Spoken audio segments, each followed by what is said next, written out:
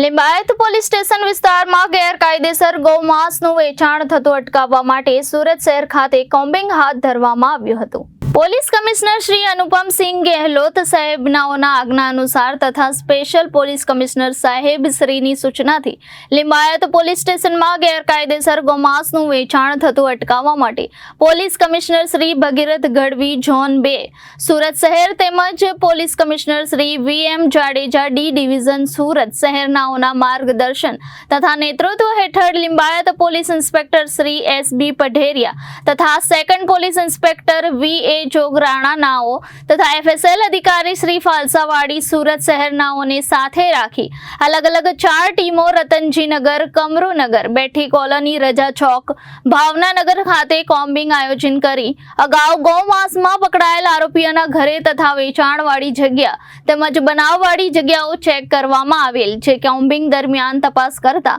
કોઈ ગૌમાંસને લગતી પ્રવૃત્તિ જણાયેલ નથી। Reporter Sameer Saiyed Janadesh news Surat.